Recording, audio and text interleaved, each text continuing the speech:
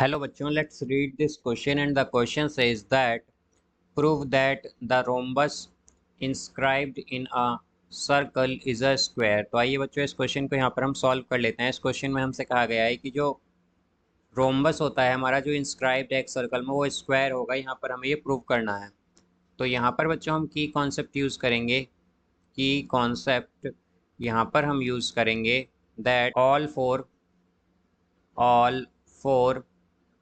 internal angles of a square are equal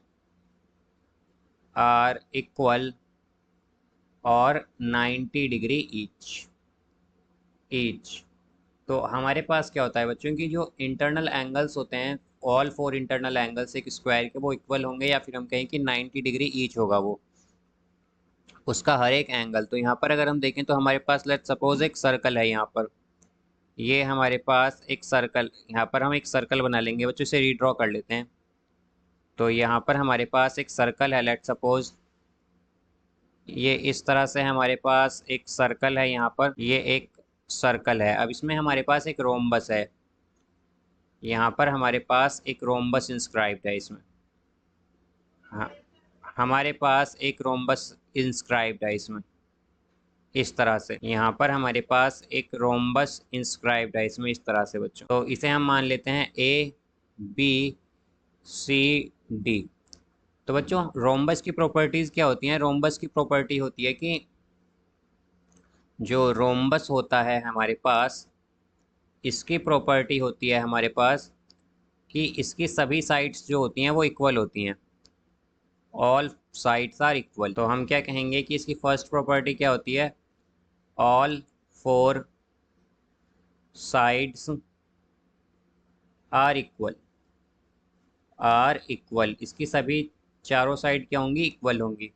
second, इसकी property ये होती है बच्चों कि इसमें जो अपोजिट एंगल्स होते हैं वो इक्वल होते हैं। अपोजिट एंगल्स जो होंगे इसके वो कैसे होंगे? इक्वल होंगे। तो यहाँ पर अब अगर हम देखें बच्चों तो ABCD अगर हम यहाँ पर देखते हैं तो एक साइक्लिक क्वाड्रिलेटरल भी है हमारे पास। ABCD क्या है? यहाँ पर ये एक साइक्लिक क्वाड्रिलेटरल है। अगर हम देखें तो ABCD क्या है यहाँ पर? ये एक साइक्लिक क्वाड्रिलेटरल है। क्वाड्रिलेटरल है। और हम जानते हैं कि साइक्लिक क्वाड्रिलेटरल में हमारे पास अपोजिट एंगल्स का सम क्या होता है बच्चों? 180 डिग्री। तो हम जानते हैं इन cyclic quadrilateral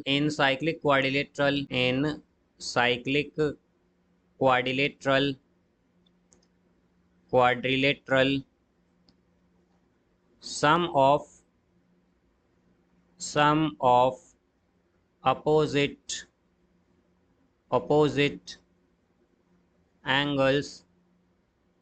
of opposite angles is 180 degree.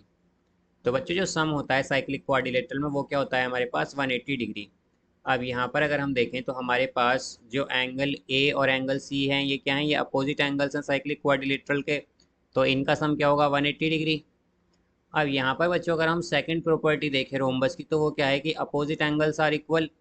तो यहाँ पर जैसा कि हम जानते हैं कि रोम्बस में हमारे पास अपोजिट एंगल्स क्या होंगे? इक्वल होंगे। तो हम यहाँ पर क्या कह सकते हैं कि एंगल A इक्वल होगा एंगल C के, बिकॉज रोम्बस में हमारे पास अपोजिट एंगल्स कैसे होते हैं? इक्वल। तो यहाँ पर बच्चों अगर हम एंगल A की जगह एंगल C रखें इस इक्वेशन में तो ये क्या आ जाएगा हमारे पास? ये आ जाएगा angle C plus angle C is equal to 180 degree. या फिर हम कह सकते हैं कि twice of angle C is equal to 180 degree. या फिर हम कहें कि angle C is equal to 90 degree. और हम जानते हैं कि हमारा एंगल A क्या है? एंगल C के इक्वल है। तो एंगल A और एंगल C दोनों किसके इक्वल होंगे? 90 डिग्री के। अब यहाँ से बच्चों अगर हम देखें तो हमारे पास यहाँ पर D और BB क्या हैं? ये भी अपोजिट एंगल्स हैं। और हम जानते हैं ये प्रॉपर्टी होती है हमारे पास कि साइक्लिक क्वाड्रिलेटरल में अपोजिट एंगल्स का सम क्या होता है? 180 डिग्री। तो इनका सम क्या होगा हमारे पास? 180 डिग्री। तो angle B plus angle D क्या होगा यहाँ पर? 180 डिग्री। और अगर ये 180 डिग्री है बच्चों, और हम अगर यहाँ पर देखें कि हमारे पास रोम्बस की सेकंड प्रॉपर्टी हमने यहाँ पर क्या देखी थी कि अपोजिट एंगल्स आर इक्वल, तो यहाँ पर डी और बी क्या होंगे, इक्वल होंगे, बिकॉज ये अपोजिट एंगल्स हैं रोम्बस के। तो बी इक्वल होगा, एंगल बी इक्वल होगा एंगल डी के। तो यहाँ पर बच्चों अगर हम इसे यूज़ कर लें तो हमारे पास क्या आएगा, यहाँ से आ जाएगा हमारे पास angle D plus angle D is equal to 180 degree, या फिर हम कह सकते हैं कि twice of angle D is equal to 180 degree, या फिर हम कहें कि angle D is equal to 90 degree. और हम जानते हैं कि एंगल बी और एंगल डी दोनों ही, एंगल बी और एंगल डी दोनों इक्वल हैं, तो बी भी यहाँ पर क्या होगा, 90 डिग्री। अब यहाँ पर अगर हम देखें बच्चों तो हमारे पास एंगल ए और एंगल सी क्या थे, ये भी 90 डिग्री हैं। तो एंगल ए इक्वल है एंगल बी के, इक्वल है एंगल सी के, एंगल और एंगल डी के, या फिर हम कहें कि ये सभी 90 डिग्री हैं। अब यहाँ पर बच्चों जैसा कि हम जानते हैं कि रोम्बस की चारों साइड क्या होती हैं, इक्वल होती हैं हमारे पास।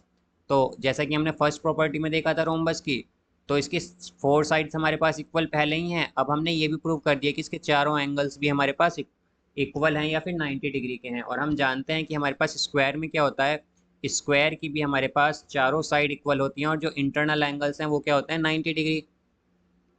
तो यहाँ पर हम क्या कहेंगे, since all 4 sides of ABCD are equal and angles AB, angle A, B, C and D are also equal,